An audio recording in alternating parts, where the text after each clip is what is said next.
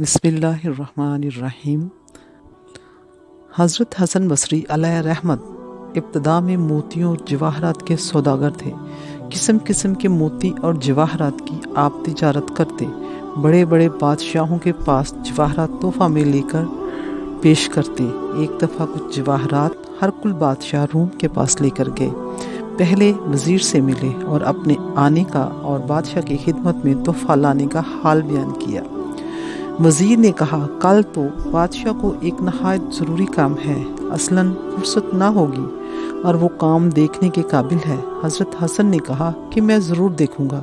وزیر نے حضرت حسن کو لے جا کر ایک جگہ میدان میں ٹھہرایا، جس میدان میں ایک خیمہ زری کا قائم تھا۔ اس کے آس پاس اعلیٰ درجہ کی مخمل کا فرش تھا۔ خیمہ کی تنابیں زری کی تھیں، اس کی چوبیں چاندی کی تھیں اور میخیں سونے کی تھیں۔ نہایت قابل دید منظر تھا۔ وزیر نے حضرت حسن کو خیمہ کے عقب میں چلمن کے پیچھے کھڑا کیا کہ جس جگہ سے حضرت حسن نے سارا تماشا دیکھ لیا، لیکن وہ خیمہ دراصل شاہ ہرقل کے عزیز فرزند کی قبر پر کھڑا تھا اور آج اس کی سالانہ برسی کا دن تھا۔ بادشاہ سالانہ رسم تعزیت ادا کرنے یہاں آیا تھا۔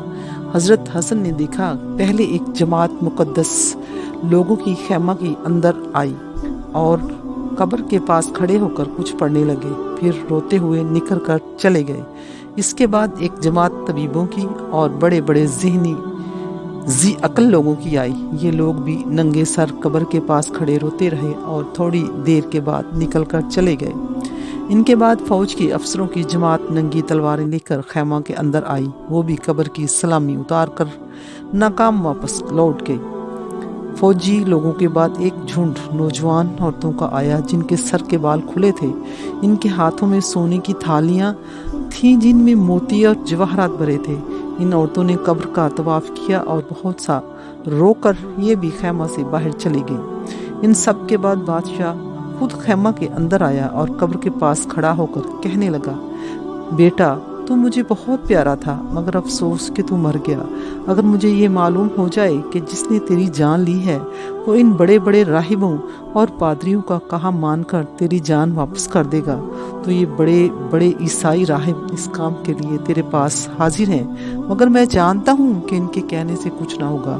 اگر مجھے معلوم ہو جائے کہ عقل مندوں اور طبیبوں کی تدبیر کرنے سے تیری جان خدا تجھے بخش دے گا، تو یہ بہت بڑی جماعت طبیبوں اور بڑے بڑے عقل مندوں کی تیری قبر کے پاس کھڑی ہے اور تیری رہائی کی تدبیریں کرنے کے موجود ہے، مگر میں جانتا ہوں کہ تجھے ایسے زبردست نے مارا ہے کہ اس کے سامنے کسی کی تدبیر نہیں چلتی۔ اے فرزند، اگر مجھے یہ معلوم ہو جائے کہ جس نے تیری جان نکالی ہے وہ کسی بڑی فوج سے ڈر کر تجھے چھوڑ دے گا، تو یہ کثیر فوج اور فوج کے افسر تجھے قید سے چھڑانے کو تیری قبر کے پاس موجود ہیں، لیکن جس نے تجھے قید کی ہے وہ ایسا زبردست خدا ہے کہ کوئی فوج اس کے سامنے کوئی ہستی نہیں رکھتی۔ اے فرزند، اگر مجھے یہ معلوم ہو جائے کہ جس نے تجھے مارا ہے وہ حسین اور خوبصورت عورتوں کا طالب ہے اور حسین عورتیں لے کر چھوڑ دے گا، تو یہ خوبصورت عورتوں کی جماعت حاضر ہے، مگر میں جانتا ہوں کہ نہ وہ حسین عورتوں کا طالب ہے، نہ مال و جواہر کا خواستگار ہے، اور اب وہ تجھے کسی طرح نہ چھوڑے گا، اس لیے میں اب تجھ سے پھر 1 سال کے لیے رخصت ہوتا ہوں۔ یہ کہہ کر بادشاہ خیمہ سے باہر نکل آیا اور سب لوگ قبر کے پاس سے رخصت ہوئے۔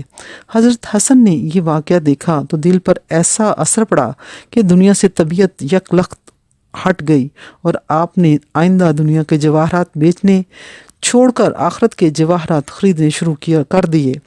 دنیا کے جملہ کاروبار سے الگ ہو کر اس فکر میں پڑ گئے کہ آخرت کا زاد راہ مہیا کریں، اور بصرے میں آ کر قسم کھائی کہ اب اس دنیا میں کبھی ہنسوں گا نہیں۔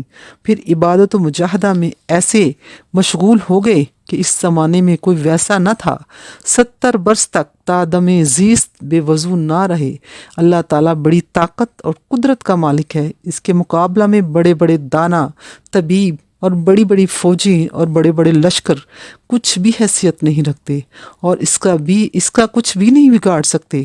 اور یہ بھی معلوم ہوا کہ چاہے کتنا بڑا آدمی کیوں نہ ہو، ایک دن اسے مرنا ہے۔ موت کے آنے میں امیر و غریب سب برابر ہیں۔ کتنے مفلس ہو گئے، کتنے توانگر ہو گئے، خاک میں جب مل گئے دونوں برابر ہو گئے۔